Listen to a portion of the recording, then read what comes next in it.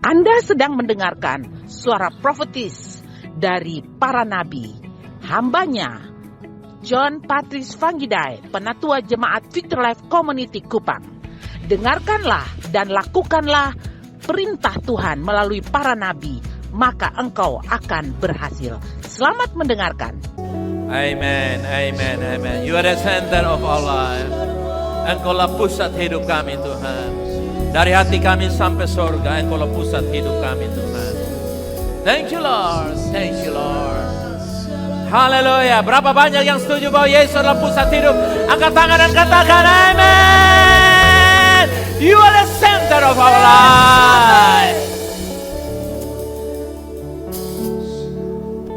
Amen, amen, amen. Bapa, pagi ini kami memandang kepada Engkau sebagai pusat hidup kami, yang mengarahkan kami, memimpin kami dengan kebenaran-kebenaran-Mu, Tuhan. Arahkan kami, bawa kami, gereja-Mu ini, Tuhan, bagian dari tubuh Kristus yang ada di kota ini. Haleluya. Agar kami tahu kehendak-Mu dan kami melakukannya, menyelesaikan rencana Allah. Sampaikanlah kebenaran oleh pikiran, perkataan, perintah suara anak-Mu, tanpa interupsi dari kuasa gelap manapun, dalam nama Yesus. Tiap orang yang mendengar kebenaran ini mengalami kesembuhan, mengalami kelepasan, mengalami perjumpaan dengan Allah. Yang percaya katakan, Jesus is the center. 1, 2, 3.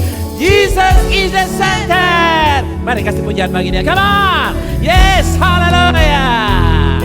Oke, sebelum duduk saudara salam 2, 3 orang katakan, Yesus pusat hidup kamu. Yesus pusat. Balang salam 2, 3 orang katakan, Jesus is the center of your life. Hallelujah. Come on.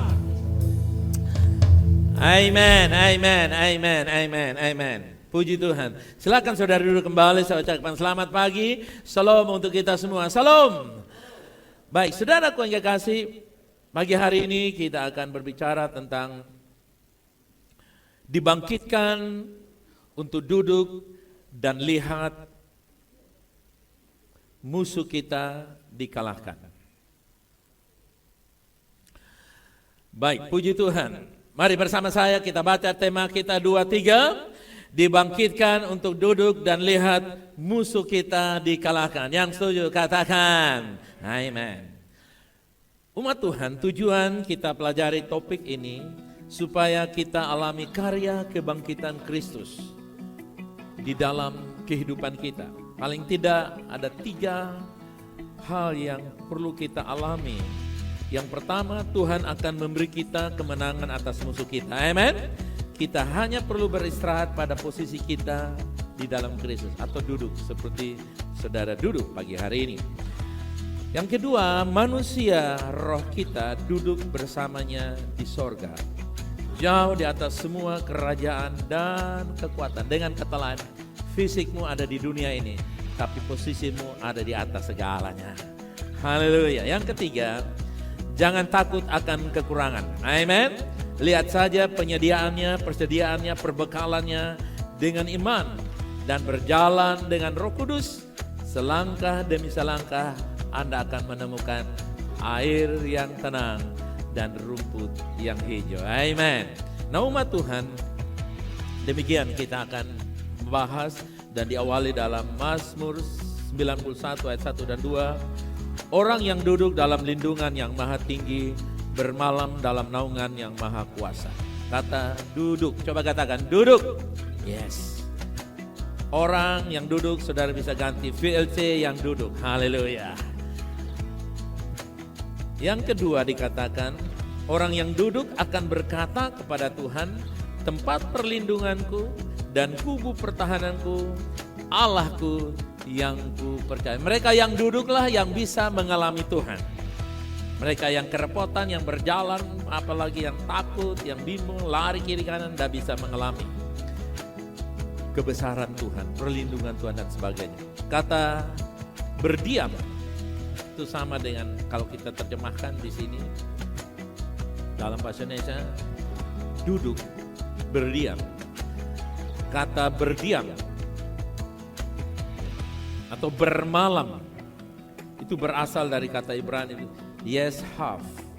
Yes have. Coba katakan yes have. Yes have yang artinya duduk. Kalau bermalam kita pikir tidur, tapi sebenarnya dia yeshaf artinya duduk. Kita tidak dapat melepaskan diri kita dari tempat rahasia yang maha tinggi, karena tempat rahasia itu ada di dalam Kristus. Ya, Anda tidak bisa keluar dari tempat rahasia itu, karena Kristus adalah tempat rahasia itu. Oke? Nah, umat Tuhan, kita duduk bersama dengan Kristus di tempat surgawi atau di alam surgawi. Duduk bersama dengan Kristus di alam surgawi. Haleluya. Coba katakan bersama saya duduk bersama dengan Kristus di alam surgawi. 2, 3. Saya duduk bersama dengan Kristus di alam surgawi. Sekalipun saudara duduk di bawah sana, tapi sesungguhnya spiritually, secara rohani, kita duduk di alam surgawi yang tak terlihat tapi benar adanya. Seperti yang ditulis dalam Efesus 2 ayat 4 dan 7 sampai 7. Tetapi Allah yang kaya dengan rahmat oleh kasih karunia-Nya yang besar yang dilimpahkannya kepada kita. Haleluya. Jadi kekayaan Allah adalah rahmat Allah diberikan dengan limpah kepada kita. Amin. Telah menghidupkan kita bersama-sama dengan Kristus sekalipun kita telah mati oleh kesalahan-kesalahan kita. Oleh kasih karunia kamu diselamatkan. 5. Dan di dalam Kristus Yesus Ia membangkitkan kita juga dan memberikan tempat. Kata memberikan tempat diganti dengan didudukkan bersama-sama dengan Dia di sorga. Seated with Him in heavenly places. Haleluya. Yang keenam, supaya pada masa yang akan datang Ia menunjukkan kepada kita kekayaan kasih karunia-Nya yang melimpah-limpah sesuai dengan kebaikan-Nya terhadap kita dalam Kristus Yesus. 7. Supaya pada masa yang akan datang Ia menunjukkan kepada kita kekayaan kasih karunia-Nya yang bagaimana?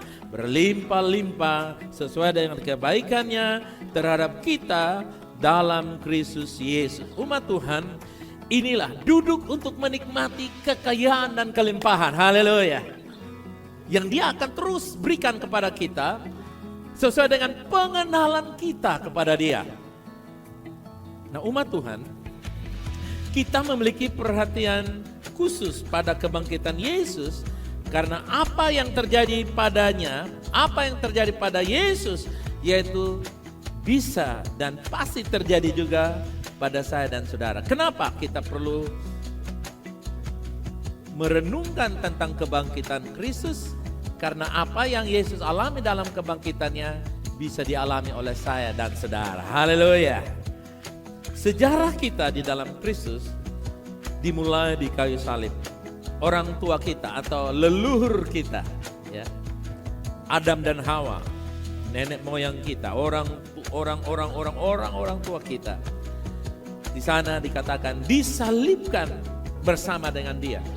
Jadi ketika Yesus disalibkan, mati dan Dia dibangkitkan, maka pada saat yang sama mereka yang mati sebelum Yesus, yang mati setelah Yesus, dan akan mati, semuanya itu akan mengalami kuasa kebangkitan Kristus yang luar biasa.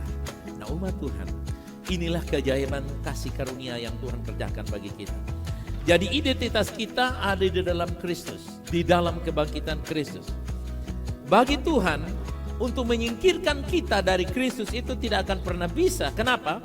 Kalau Tuhan menyingkirkan kita sama dengan menyingkirkan Kristus, karena saya dan saudara posisinya di mana?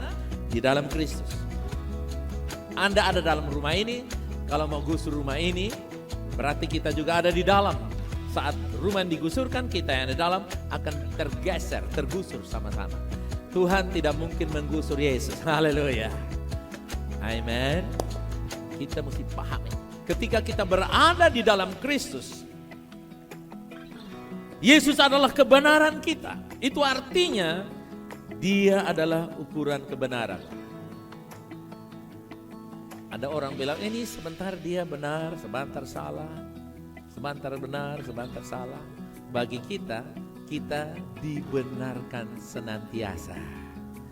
Soal kekeliruan dan kesalahan yang kita lakukan, itu tersendiri dan ceritanya lain.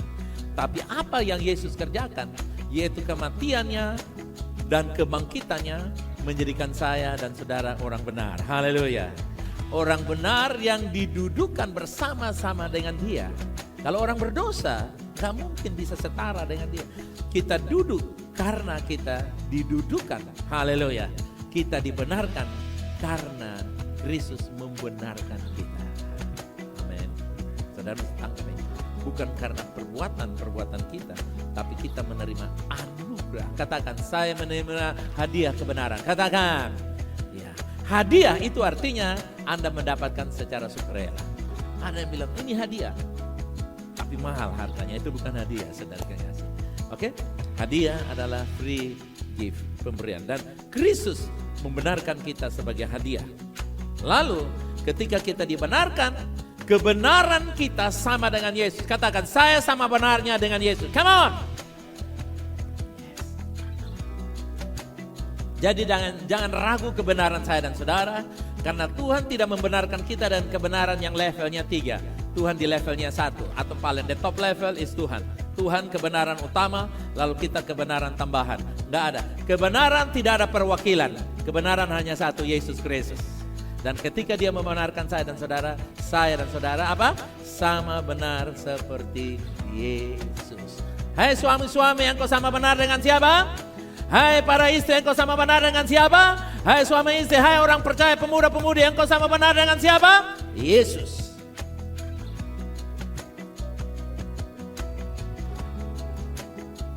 Jadi kasih karunia bukan hanya sewaktu-waktu, tetapi anugerah itu berkelanjutan. Seperti air yang mengalir tiada henti. Dalam Efesus 2:7 tadi Tuhan akan mempertunjukkan kepada kita. Tuhan akan pertontonkan kepada kita apa yang belum pernah kita lihat sebelumnya. Dia akan berikan kepada kita. Di dalam kasih karunia-Nya Dia akan perlihatkan kepada kita kekayaan-kekayaannya yang belum kita dapatkan. Seperti seorang anak kecil. Walaupun papa bilang saya punya 7 gudang berisi berbagai macam. Dia tidak mengerti kata gudang itu apa. Apalagi isi gudang. Apalagi kunci rahasia gudang, dia tidak bertahu. Saudara yang kasih, orang Kristen yang bertumbuh, dia yang akan mengalami pengenalan kepada pembukaan rahasia kekayaan rahmat Allah yang luar biasa. Itulah sebabnya saudara yang kasih, gereja Tuhan, kita harus berketetapan dalam hati kita. Setelah kita dibangkitkan, kita duduk. Dan Tuhan yang mendudukan kita agar kita dapat mengenal dan mengalami apa yang Tuhan akan tunjukkan kepada kita. Rahmat, kebaikan-kebaikan Tuhan yang kita belum pernah dapatkan ketika kita masih kanak-kanak rohani. Tuhan tidak ingin kita hanya secara mental tahu bahwa kita duduk bersama dengan Kristus. Bukan perasaan mental, tapi kita harus gunakan. Menggunakan apa? Yaitu kata guna atau gunakan. Artinya kita menggunakan tempat rahasia yang maha tinggi. Yang tadi dikatakan dalam Mazmur 91. Gunakan tempat rahasia yang maha tinggi secara aktif. Beristirahat di dalam Kristus dan percaya bahwa kita duduk jauh di atas segala atau semua pemerintah dan penguasa. Jadi kalau kursi di depan kosong, dia tidak bisa dinikmati oleh siapa. Posisi kita duduk bersama dengan Kristus, kalau kita tidak sampai pada tahap bahwa saya sudah didudukan bersama dengan Kristus, maka kita tidak akan bisa mengalami otoritas yang Tuhan berikan kepada kita. Kita tidak bisa menggunakan. Itulah sebabnya gunakan tempat duduk saudara. Haleluya. Katakan, kedudukan saya ada dalam Kristus. Karena itu kita mesti gunakan duduk seat kita. Seat kita saudara. Ya. Sekarang orang masih berebutan kursi saudara yang kasih. Ya. Kita tidak perlu rebutan kursi. Tuhan sudah siapkan kita posisi. Haleluya. Kursi kita sudah disiapkan. Amen. Nah, kalau kita tidak gunakan kursi itu, kita tidak bisa melihat bahwa kita berkuasa di atas. Kursi itu adalah kedudukan orang percaya yang berotoritas. Haleluya. Kursi itu menunjukkan siapa saya dan saudara. Didudukan bersama dengan Kristus artinya kita dapat melihat bahwa kita berkuasa atas segala keadaan, semua pemerintah dan penguasa. Bukan secara politik atau negara, saya tidak bahas itu dan itu tidak dimaksudkan ke sana. Tapi penguasa-penguasa roh dunia yang gelap ini, haleluya. Kuasa-kuasa kegelapan yang menteror manusia, membuat manusia stres berkepanjangan, membuat manusia punya konflik di sana sini, membuat manusia punya sakit dan penyakit, membuat manusia punya kegagalan dan berbagai macam masalah. Saya dan saudara duduk untuk mengatasi semuanya itu. Yang percaya katakan, Anda duduk untuk berkuasa. Katakan, saya duduk untuk berkuasa. Come on, you are seated to empower. Duduk untuk diberi kuasa. Kalau Anda tidak pernah duduk, Anda tidak pernah punya kuasa. Duduk dan berkuasa. Apa saudara? Duduk. Apa saudara? Duduk dan berkuasa. Duduk dulu baru berkuasa. Masih calon duduk, belum bisa saudara kasih. Bagaimana kita bisa duduk dengan Kristus sekarang? Jika kita masih di bumi ini. Sekali lagi. Bagaimana kita bisa duduk dengan Kristus sekarang jika kita masih di bumi ini? Jawabannya adalah Tuhan berada di luar ruang dan waktu. Tuhan menciptakan jam tangan, tapi Tuhan tidak dikuasai oleh jam yang dijunjukkan oleh jam tangan. Jadi Tuhan ciptakan jam. Saudara percaya Tuhan menciptakan jam tangan? Tuhan memberikan manusia ide, tetapi Tuhan sendiri tidak dibatasi oleh jam tangan. Karena Tuhan hidup, He is living beyond the time and space. Tuhan membangun bumi ini, Tuhan menciptakan matahari, bulan dan bintang. Ada hari, minggu, bulan dan tahun, detik-detik, jam ini sampai abad-abad. Tapi Tuhan hidup di luar itu semua.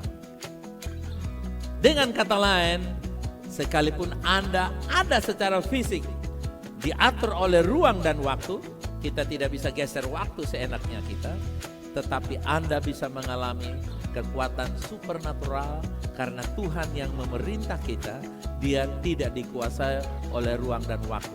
Karena Tuhan berada di ruang dan waktu, maka yang tidak mungkin bisa menjadi mungkin. Amin. Ada orang bilang, saya hari ini mau terbang ke Jakarta. Kalau kita tidak, lu bisa hebat ya, bisa terbang ke Jakarta. Oh bisa, gampang. Asal kamu beli tiket Garuda, kamu bisa terbang. Oh iya, terbang sudah bukan masalah. Kenapa? Karena sudah ada alat transportasi. Tahukah Anda bahwa kita bisa hidup menguasai ruang dan waktu, ruang kekurangan, ruang kesepian, ruang problem, ruang stres, ruang yang membingungkan kita, keadaan yang membingungkan kita, situasi yang membuat kita panik, yang membuat kita berpikir nanti makan apa, pakai apa, bagaimana ini dan itu semua Tuhan dapat kerjakan sehingga Anda bisa mengatasinya. Haleluya. Karena Tuhan kita hidup di luar ruang dan waktu. Haleluya. Makanya ketika Tuhan Petrus atau Andreas kasih orang makan, mereka bingung-bingung. Pasti mereka kalau di belakang-belakang tuh sudah ini satu hanya omong-omong tidak tahu kalau ini di padang gurun, ini sudah sore. Yesus tidak mau tahu karena Dia melampaui ruang dan waktu. Yesus tidak mau tahu kita ada krisis, kita orang timur. Dia tahu kita dapat diberkati. Yesus tahu kita dapat disembuhkan kalau sakit. Amin. Itu yang dimaksud. Itulah sebabnya Yesus bisa mati untuk dosa kita sepanjang waktu. Salib berada di luar ruang dan waktu. Amin saudara. Jadi pada waktu Yesus mati, Adam sampai masa yang akan datang, sampai saya punya cucu lagi. Kalau dia masih hidup, maka kuasa salib dapat berkuasa. Karena salib di luar ruang dan waktu. Haleluya. Manusia roh kita sekarang duduk di luar ruang, di luar waktu. Dengan Kristus di tempat surgawi. Saudara paham ini? Haleluya. Amen. Kita adalah makhluk tripartit, artinya roh, jiwa, dan tubuh. Tubuh saya duduk, tapi roh jiwa saya berkuasa di alam roh. Haleluya. Duduk di atas tempat yang lebih tinggi. Jadi sekarang saudara duduk di dua tempat. Satu dalam rumah gereja ini, dan satu di dalam alam surgawi. Haleluya. Itu yang dimaksudkan. Saya adalah makhluk yang tripartit. Makhluk 3 aspek, 3 bagian. Roh, jiwa, dan tubuh. Ketika seorang percaya meninggal, itu bukanlah kematian yang sebenarnya, tetapi tidur. Haleluya. Kasih di kiri atau kanan, kalau saya mati itu tidur. Bilang begitu. Haleluya. Yes. Kenapa? Dengar baik-baik. Ketika seseorang percaya meninggal, dia keluar dari tubuhnya dan menjadi lebih hidup dari sebelumnya karena beban dagingnya yang berdosa telah hilang. Haleluya. Bahkan kalau ada utang pun hutangnya sudah lunas. Kenapa? Karena dia sudah selesai. Tapi saudara jangan pengen mati sampai hutang lunas, terlalu rugi saudara. Tuhan masih melunasi hutang saudara. Haleluya. Tuhan dapat mencukupi kebutuhan kita. Katakan amin. Tetapi kalau mati itu jauh lebih baik. Karena dia sudah bebas dari pengaruh-pengaruh dunia ini. Betul tahu saudara kasih? Amin. Amin. Dia tidak bayar listrik, tidak bayar uang sekolah anak, tidak ditagih-tagih lagi bayar pajak. Tidak dikasih tahu, ini bukan tempat buang sampah di sini. Itu kan masalah bukan? Tapi jadi nanti kalau kita meninggal, kasih tahu kepada orang-orang tua kita, kepada anak cucu kita, bapak, mama, nenek, oyang sedang mencapai satu hidup yang jauh lebih baik. Bukankah itu doa anak cucu kita sekalian? Amin. Amin. Itu pengertian. Jadi kematian bukan lagi masalah untuk kita. Manusia roh kita duduk bersama dengan Yesus. Tuhan ingin kita lebih tinggi dan melihat sudut pandang yang lain, cara pandang. Maksudnya duduk agar kita melihat cara pandang yang berbeda. Kita duduk dengan Kristus, yaitu Tuhan ada bersama dengan Yesus di sampingnya dan saudara berada, kita dikatakan in the right hand. Jadi kalau Tuhan Yesus di sebelah kanan Allah, maka kita ada di sebelah kirinya Yesus. Jadi ada saya, Yesus, dan Bapa Surgawi. Wow, itu luar biasa bukan? Amin. Karena pertama Yesus dibangkitkan duduk dengan Allah. Lalu kita yang percaya didudukkan. Jadi 3 orang ini duduk sama-sama. Siapa mau lawan? Haleluya. Amin. Saudara lihat. Kita kalau bicara soal kedudukan ini sekarang ini lagi heboh-heboh. Ini tahun-tahun kedudukan. Semua orang berebut kedudukan, saudara kasih. Nanti tanggal 15 Februari tidak ada yang rebut lagi, saudara kasih. Selama sebelum 14 Februari 2024 orang rebut kedudukan. Tapi kabar gembira, VLC Anda sudah didudukan di tempat otoritas. Haleluya. Itulah sebabnya waktu kita berdoa, kita mesti sadar bahwa Tuhan itu dekat dengan kita. Amin. Kita tidak perlu lagi membombardir gerbang sorga dengan doa-doa kita karena kita berada di dalam sorga. Bagaimana kalau Anda ada dalam rumah ini, Anda ketuk pintu untuk masuk? Dengan kata lain, ketika Anda berdoa walaupun bisik-bisik saja Tuhan sudah dengar. Asal mau. Kalau Anda tidak mau ya nggak bisa. Saudara kasih. Coba kita lihat foto ini bagus. Kasih tahu di orang, lihat saya injak penguasa dunia. Kasih tahu di kiri kanan, saya sedang injak penguasa dunia ini. Haleluya. VLC sedang injak penguasa dunia ini. Haleluya. Amin. Anda sedang menginjak ular beludak, segala kuasa kegelapan, naga-naga. Haleluya. Katakan, saya duduk di tempat otoritas. Haleluya. Kalau Anda tidak pernah duduk, Anda tidak akan pernah bebas untuk menguasai musuh Anda. Hanya mereka yang duduklah di tempat yang maha tinggilah yang bisa memerintah musuhnya.